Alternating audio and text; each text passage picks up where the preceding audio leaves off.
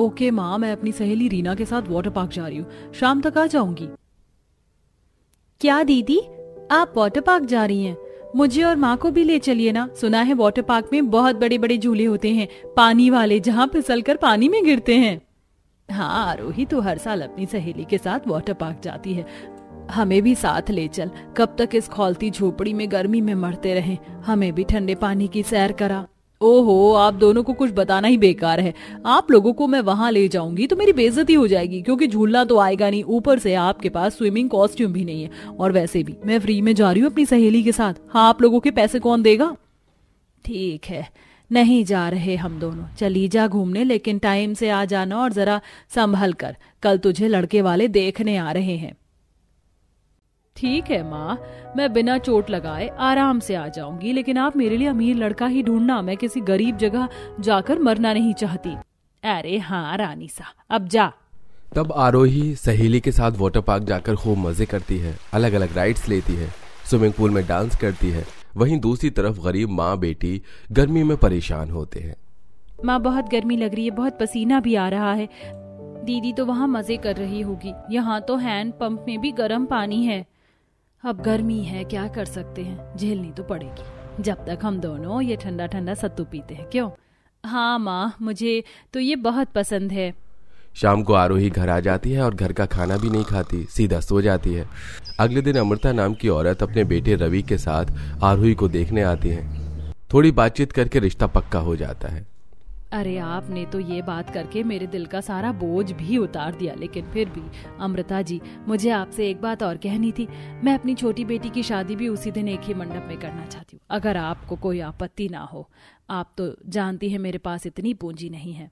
मैं अच्छे से समझती हूँ, कोई नहीं, खाने का खर्चा मैं देख लूंगी, आप बस एक ही दिन लगन करने का इंतजाम कर लेना। वैसे आपने अपनी छोटी बेटी के लिए लड़का नहीं देखा? तो एक मेरी नजर में है, मैं आपको बता देती हूँ। जी ठीक है।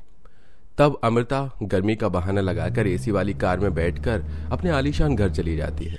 वहीं उसकी गली में 5 घर छोड़कर गरीब गायत्री का घर था। सुहासिनी को अपनी छोटी बेटी के लिए गायत्री का बेटा पसंद आ जाता है और फिर 3 हफ्ते में ही दोनों बेटियों की शादी एक साथ एक ही मंडप में हो जाती है। एक बेटी अमीर ससुराल जाती है तो दूसरी बेटी गरीब ससुराल। और आरोही आते ही एंट्रेंस पर बहुत बड़ा स्विमिंग पूल देखकर हैरान हो जाती है। वाह माँ जी, ये तो बहुत बड़ा स्विमिंग पूल है। इतनी गर्मी में स्विमिंग पूल में नहाने को मिल जाए तो और क्या चाहिए। अरे बहू, ये तुम्हारा ही ससुराल है और तुम्हारा ही स्विमिंग पूल है। जब मन करे, जितनी बार मन करे, उतना इस स्विमिंग पूल में नहा लेना। चलो, मैं तुम्हारा गृह प्रवेश करवा दूं। आरोही अपने शानदार ससुराल में जाती है, जहां हर तरफ एसी लगा होता है। गर्मी का उसे बिल्कुल भी एहसास नहीं होता। वहीं गरीब किंजल अपने ससुराल में गृह प्रवेश करती है, जहां आते ही गर्मी लगने लगती है। बहू, तुम्हें तो बहुत पसीना आ रहा है। क्या करूं, गर्मी ही इतनी है। माफ करना, तुम्हारे ससुराल में कूलर भी नहीं है। कोई बात नहीं माँ जी, आप चिंता मत कीजिए, मैं ऐसे ही रह लूंगी।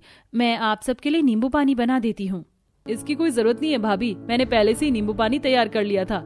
लो भैया, भाभी पी लो। अरे मेरी बहन तो बड़ी सयानी है। हाँ भैया, लेकिन पानी ज्यादा नहीं है। आपको पता है ना, गर्मी के मौसम में पानी की कितनी किल्लत हो जाती है। 2 दिन से टैंकर भी नहीं आया। कोई बात नहीं, हमारी पड़ोसन अच्छी हैं, उनसे 2 कैन भरवा लेते हैं। तब राजकुमार साथ वाली पड़ोसन से 2 कैन और बाल्टी भरवा लेता है, जिससे उनका खाने पीने और नहाने का जुगाड़ हो जाता है। माँ जी, गर्मी लग रही है, मैं नहा लूं? हाँ बहू, इतनी गर्मी है, हिचकिचा कर क्यों पूछ रही है, नहा ले। तब किंजल नहाने चली जाती है। 2 दिनों में ही किंजल अपने गरीब ससुराल की जिम्मेदारी संभाल लेती है। वहीं अमीर बेटी स्विमिंग पूल में रोज रोज नहाकर मजे करती है। घर का कोई काम नहीं करना पड़ता, नौकर चाकर एक इशारे पर उसके लिए सब कुछ ले आते हैं। एक दिन सुहासिनी आरोही को फोन करती है। क्या हुआ माँ, अचानक से फोन क्यों? आपको पता भी है मैं स्विमिंग पूल में नहाने जा रही थी। अरे बेशरम, अब तो तेरी शादी हो गई, अब तो स्विमिंग पूल जाना छोड़ दे, अपनी सहेली के साथ ससुराल को संभाल ले। ओ माय गॉड माँ, मैं आपको एक चीज तो बताना भूल ही गई। मैं इतने अच्छे अमीर ससुराल में आई हूँ कि मुझे यहीं पर बहुत बड़ा स्विमिंग पूल मिल गया है। मैं तो रोज यहीं नहाती हूँ, वो भी बहुत बार। अब मुझे अपनी सहेली के पास जाने की जरूरत नहीं है। आप आना मेरे ससुराल तो देखना मेरे स्विमिंग पूल को। हैं सच में? तेरे तो सही मजे हैं, ससुराल में ही बहुत बड़ा स्विमिंग पूल मिल गया। मैं जरूर आऊंगी आरोही, तू मुझे भी स्विमिंग पूल में नहलाएगी। वैसे भी 1 महीने से मैं तुझसे मिली नहीं हूँ। हाँ आप आ जाना, अब मुझे स्विमिंग पूल में नहाने जाने दो। माँ जी, रवि जी, आ जाओ आप दोनों भी। हाँ हाँ बहू। तब दोनों बड़े से स्पीकर में गाना बजाकर स्विमिंग पूल में खाने की ट्रॉली रखकर खूब मजे करते हैं। गली में इतने शोर की आवाज सुनकर गरीब बेटी और उसके ससुराल वाले गेट से उन्हें झांक कर देखते हैं। अरे वाह, माँ जी दीदी के तो मजे हैं। उन्हें बहुत अच्छा ससुराल मिला है स्विमिंग पूल वाला। हाँ बेटा, ये लोग तो आए दिन ऐसे ही स्विमिंग पूल में मजे करते हैं। किंजल, तुम कभी स्विमिंग पूल और वाटर पार्क नहीं गई ना? तुम्हारा भी जाने का मन है ना? देखना, एक दिन मैं भी पैसे इकट्ठे करके तुम्हें राधिका और माँ को ले जाऊंगा। ठीक है राजकुमार जी। ओ किंजल, तुमको जेलसी हो रही होगी ना, मेरे ससुराल में स्विमिंग पूल है और तुम्हारे नहीं। कोई बात नहीं, कभी तुम लोगों पर पैसे हो जाए तो एक स्विमिंग पूल बनवा लेना, वरना मुझसे पैसे लेकर वाटर पार्क चले जाना। आरोही छोटी बहन और उसके ससुराल वालों को देख लेती है। शर्मिंदगी से वो सब वहां से अपने घर चले जाते हैं। अगले दिन सुहासिनी बहुत अरमान लेकर अपनी बड़ी बेटी के घर आती है, मगर उसके मिट्टी के पांव देख। माँ, तुम पहली बार मेरे ससुराल आई हो, वो भी इतनी गंदी साड़ी में। मेरी इज्जत रखने के लिए थोड़ा अच्छी बनकर आ जाती। वैसे स्विमिंग पूल में नहाना चाहती हो और पाँव पर भी मिट्टी लगी है। जाओ बाहर से धोकर आओ, तब घर में आना। ठीक है बेटा। सुहासिनी स्विमिंग पूल में अपने पैर डालने जा रही थी कि आरोही जोर से अपनी माँ पर चिल्लाती है। माँ, तुम पागल हो क्या? जो स्विमिंग पूल को गंदा करने जा रही थी कोई तालाब नहीं है। मैंने पाइप से पैर धोने के लिए बोला था। अब जल्दी मेरे साथ काम करवा दो, तभी नहाने दूंगी स्विमिंग पूल में। हाँ हाँ, तू बोल क्या काम है, मैं तेरा सारा काम करवा देती हूँ। आरोही नौकर के न होने का और अपनी माँ का फायदा उठाकर उससे ससुराल में झाड़ू पोछा करवाती है, अपने साथ खाना बनवाती है और खुद पति के साथ स्विमिंग पूल में नहाने चली जाती है। आरोही, तूने जैसे बोला था मैंने वैसा सैंडविच बना दिया। अब मैं आ जाऊँ नहाने? आरोही, ये मैं क्या सुन रही हूँ? ये इतनी गंदी है, ऐसे कपड़ों में स्विमिंग पूल में आएगी तो स्विमिंग पूल का सारा पानी गंदा हो जाएगा और उनके पास से पसीने की बदबू आ रही। तुझे ऐसा ही करना था तो हमें क्यों बुलाया? अरे माँ जी, आपको गलतफहमी हुई है। मैं माँ को स्विमिंग पूल में बिल्कुल नहीं ला रही, वरना हम सबका मूड खराब हो जाएगा और हम सब नहा नहीं पाएंगे। माँ, ऐसा करो, तुम जाओ यहाँ से। गर्मी से गला सूख रहा है, फिर भी खुशी के मारे तुझसे मिलने चली आई। तूने मुझे पानी भी नहीं पूछा। मुझे लगा था मेरी बेटी ससुराल में मुझे थोड़ा सम्मान देगी, स्विमिंग पूल में आने का मौका देगी, लेकिन नहीं। अगर तुझे काम ही करवाना था तो ऐसे ही करवा लेती। मेरी बेइज्जती क्यों करवाई यहाँ? अब तुम जिस चीज के लायक हो माँ, मैं वही तो करूंगी। मूड खराब मत करो। सुहासिनी आंखों में आंसू लिए अपनी गरीब बेटी के घर जा रही थी। उससे कुछ देर पहले किंजल का सारा तमाशा देख लेती है और अपने पति से छोटा सा वाटर पार्क बनाने को कहती है। तुम चिंता मत करो, माँ आती ही होगी। मैं कुछ फट्टे को लाकर झूला बनाने की कोशिश करता हूँ और मेरी दुकान में एक खराब मोटर पड़ी है जिसे मैंने ठीक कर लिया है। उसकी मदद से साथ वाली पड़ोसन से थोड़ा सा ज्यादा पानी मिल जाएगा। तब तक तुम स्विमिंग पूल की तैयारी करो। हाँ जी ठीक है।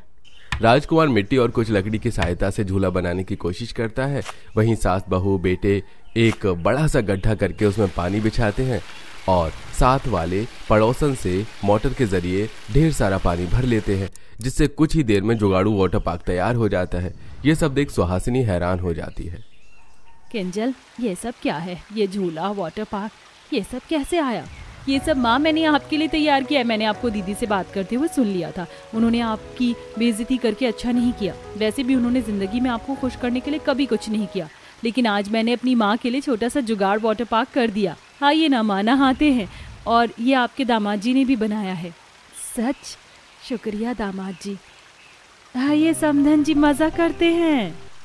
तब घर के सभी लोग वाटर पार्क का मजा लेते हैं। झूला झूलकर पानी में गिरते हैं, पाइप वाले फव्वारे के नीचे नहाते हैं तो जुगाड़ू स्विमिंग पूल में डुबकी लगाते हैं। स्विमिंग पूल में अपनी माँ को खुश देखकर किंजल का दिल गदगद हो जाता है। मेरी माँ के वाटर पार्क के भी मजे और स्विमिंग पूल के भी मजे हो गए। अरे माँ, आपकी आंखों में आंसू क्यों?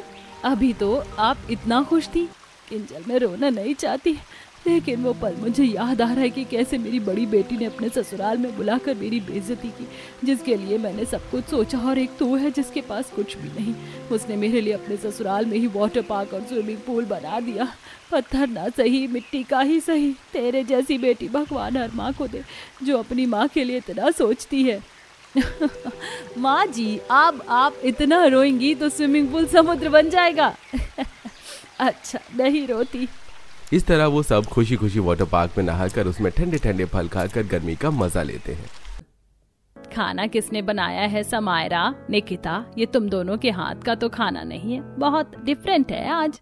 माँ जी, हम तो ब्रेकफास्ट तैयार कर रहे थे लेकिन आरोही ने हमें मना कर दिया तो उसी ने चीला, चाय, पकौड़े और मिल्क शेक बनाया है।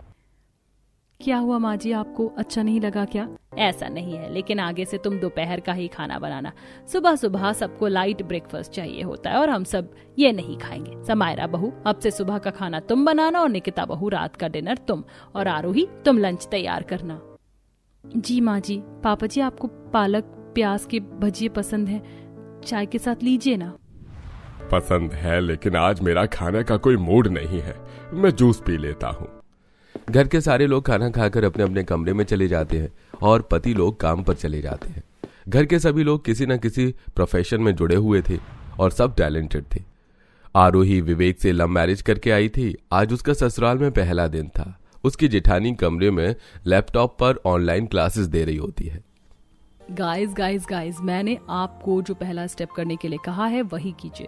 ऐसा करोगे तो मेकअप खराब हो जाएगा। आई मेकअप के लिए पहले आपको फाउंडेशन, कंसीलर ये सब लगाना होगा। आफ्टर दैट हम आई शेड देन ग्लिटर यूज करेंगे। सबको समझ आ गया ना? कल मैं एकेडमी आऊंगी और तुम लोगों को मुझे ये प्रैक्टिस करके दिखाना है। Okay, thank you ma'am. Aarohi, तुम यहाँ क्या कर रही हो? दीदी, मुझे यहाँ का कुछ भी नहीं पता है, तो आप मुझे बता दीजिए किस किस को क्या क्या पसंद है और आपके बच्चे कहाँ हैं? अरे बच्चे स्कूल गए। तुम्हारे आने से पहले मैंने बच्चों का टिफिन बनाकर स्कूल भेज दिया था। और हाँ, अभी मैं तुमसे कोई बात नहीं कर पाऊंगी। वो क्या है ना, मुझे ऑनलाइन क्लासेस देने के बाद अपने मेकअप एकेडमी में भी जाना होता है। I am a makeup artist. क्या सच में दीदी आप बाकी मेकअप आर्टिस्ट की तरह सुंदर मेकअप करती हैं? मुझे भी ऐसा मेकअप करने की बहुत इच्छा है। आप मेरा भी मेकअप करेंगी? इतने महंगे मेकअप की तुम्हें कोई जरूरत नहीं है और मेरे पास टाइम भी नहीं है, तुम जा सकती हो। समायरा का आरोही को ऐसे जवाब देना उसका दिल दुखा देता है। फिर वो अपने देवर के कमरे में जाती है जहां वो गिटार बजा रहा था। हुन ते रोज तेनू चंदे चंदे, तेरे हुसन उते मर्दे अस्सी रोज की, करिए सजना बोल, हाँ तेरे ही झोल उते नचदे सारे। अरे भाभी, आप ऐसे अचानक से कोई आता है क्या? मेरी प्रैक्टिस खराब हो गई। वो संजू, मैं बोर हो रही थी तो तुम्हारे पास आ गई। तुम अच्छा गा रहे थे इसलिए बस चुपचाप देख रही थी। वही भाभी, ऐसे मैं प्रैक्टिस नहीं कर पाता। मेरे लगातार कॉन्सर्ट हैं, प्लीज आप बाद में आना। जी देवर जी, ऑल द बेस्ट, आप बहुत अच्छा गाते हैं। आरोही वहां से आने के बाद सास के कमरे में सफाई कर देती है, जिससे टेबल पर रखी दवाई और चाबी गायत्री को नहीं मिलती तो वो गुस्सा करती है। दोबारा मेरे से बिना पूछे कुछ मत छूना। जाओ, जाकर कुछ भी काम करो। माँ जी, कोई काम ही नहीं है, मैंने सारा काम कर लिया। आप बुरा ना माने तो मैं आपके पास बैठ जाऊं, अकेली बोर हो गई हूँ। हाँ, तो मैं एंटरटेनमेंट करूंगी क्या तुम्हारा? कोई काम नहीं है तो अपने कमरे में रहो। एक तो मैं ये बात भूल नहीं पाती कि मेरे बेटे ने लव मैरिज करी है, वो भी एक गरीब बहू से। ये सुन आरोही की आंखों में आंसू आ जाते हैं। वो अपने कमरे में चली जाती है और डायरी लिखने लगती है। मुझे समझ नहीं आ रहा मैं गलत सोच रही हूँ या ये मेरी हकीकत है। डियर डायरी, मैं अपने ससुराल में आने से पहले ही बहुत सारे अरमान सजा रखे थे, जैसे कि अपने ससुराल में जाकर सबका ख्याल रखूंगी, सबसे घुल मिलकर बातें करूंगी, माँ जी की सेवा करूंगी, हम तीनों सास बहू बहुत खुश रहेंगे। और ये भी सोचा था कि मैं अपनी जेठानी के साथ, बच्चों के साथ, देवर जी के साथ कोई ना कोई खट्टी मीठी यादें बनाऊं, लेकिन यहाँ कोई मुझसे बात ही नहीं करता।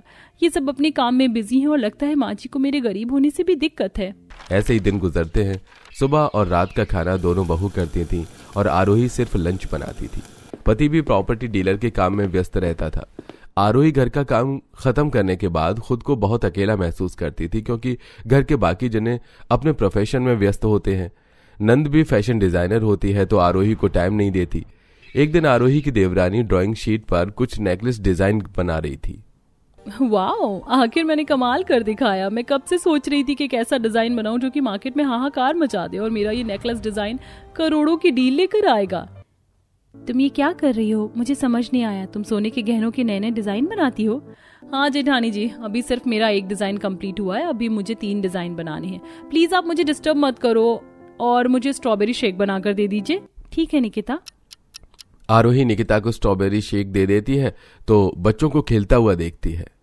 अरे मुझसे तो ये ड्राइंग बन ही नहीं रही है, क्या करूं? भैया तुम बना दो। नहीं, तुझे अपने स्कूल का होमवर्क खुद करना है और वैसे भी मैं अपनी ड्राइंग बना रहा हूँ। बच्चों ये देखो, ये क्या है? ये आम वाली आइसक्रीम है, कौन खाएगा? चाची मैं, हम दोनों खाएंगे, हमें आम वाली आइसक्रीम बहुत पसंद है। बच्चे अपना काम छोड़कर आरोही के साथ आइसक्रीम खाते हैं तो जेठानी आ जाती है। चिंटू, पल्लवी, क्या हो रहा है? तुम स्कूल के होमवर्क की जगह आइसक्रीम खा रहे हो। पहले होमवर्क खत्म करो। आरोही, तुम क्या सिखा रही हो बच्चों को? ये सब तुम इन्हें होमवर्क के बाद भी दे सकती थी ना।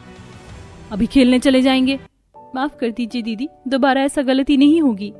आरोही फिर से खुद को समझाती है और रोज की तरह अपनी डायरी में अपना हाले बयां करती है। बहुत उदास होकर वो अपने पति को गले लगा लेती है। क्या हुआ, ऐसे चिपक क्यों रही हो? विवेक, मुझे यहाँ आकर ऐसा लगता है कि मैं इतने सारे लोगों के बीच अकेली रहती हूँ और तुमने भी मुझे अपना वक्त नहीं दिया। पहले हम कितना साथ रहते थे। चलो ना, हम कहीं बाहर घूमने चलते हैं। सारे दिन तो तुम प्रॉपर्टी डीलर का ही काम करते रहते हो, प्रॉपर्टीज दिखाते हो। अरे यार, मेरे पास टाइम नहीं है। शादी के बाद मैं और बिजी हो गया हूँ।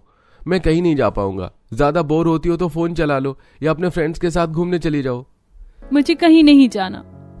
अगले दिन आरोही अपने ससुर के लिए चाय बनाकर रख देती है, लेकिन राजेश वो चाय न पीकर दोस्त के पास चला जाता है, फिर सास से।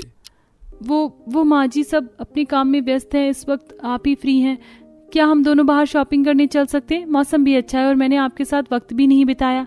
नहीं, मुझे कोई शॉपिंग नहीं करनी, तुम जाओ, जाना है तो। माँ जी, मैं अकेले नहीं जाऊंगी। आरोही अपने कमरे में जाकर बहुत रोती है। इसी के साथ उसे अपने ससुराल में पूरा 1 महीना हो जाता है, लेकिन वो ठीक से अभी भी किसी को जानती नहीं थी। उसे रोता हुआ डायरी देख विवेक देख लेता है और बालकनी में आकर पड़ता है, जहां उसकी दोनों भाभी, सास, नंद सब थे। क्या हुआ बेटा, तू टेंशन में क्यों है? क्योंकि माँ, मैंने आरोही को रोते हुए देखा है। वो कुछ समय से बहुत परेशान है। आज मैं उसकी डायरी पढ़ना चाहता हूँ। इतने में विवेक आरोही की डायरी पढ़ उसके दिल का हाल जान जाता है, जिसे सुन सबके आंसू आ जाते हैं। लगा था मेरा अलादीन का चिराग जैसा ससुराल मेरी सारी ख्वाहिश पूरी कर देगा।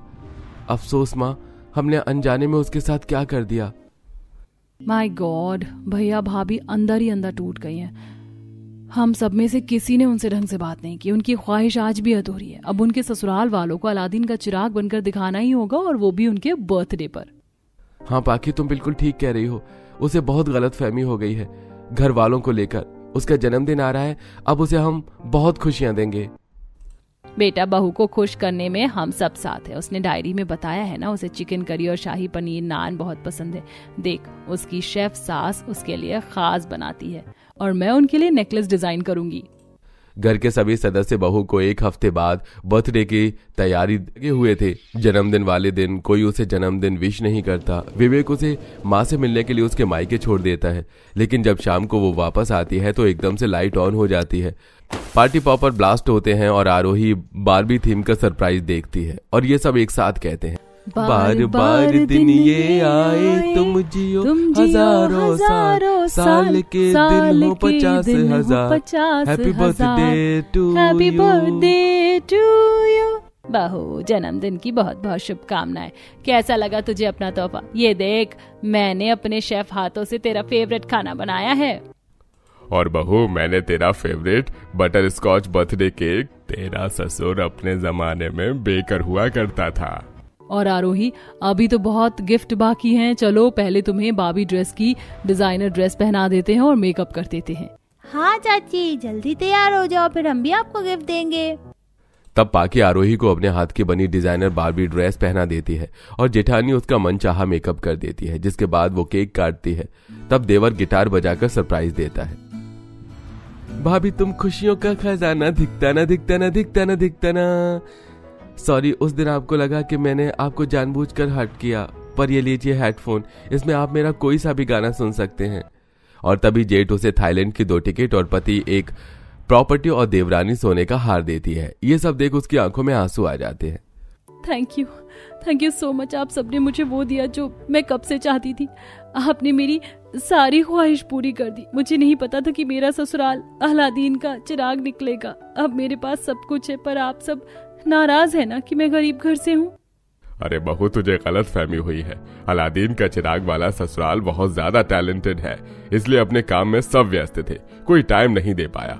और तुझे ऐसा लगा कि हम सब तुझे प्यार नहीं करते। हाँ भाभी, आपके हाथ का खाना भी बहुत अच्छा है और चाची देखो, हम दोनों ने अपने हाथ से आपके लिए ग्रीटिंग कार्ड भी बनाया है और आइसक्रीम भी। अरे मेरे प्यारे बच्चों, इसकी क्या जरूरत थी। थैंक यू सो मच, आप सबने मुझे मेरा बेस्ट बर्थडे गिफ्ट दिया है। ये बाबी थीम भी कभी मेरा बचपन का सपना था जो आज पूरा हुआ है। इस तरह अलादीन के चिराग वाला ससुराल अपनी बहू का बर्थडे धूमधाम से जारी रखता है।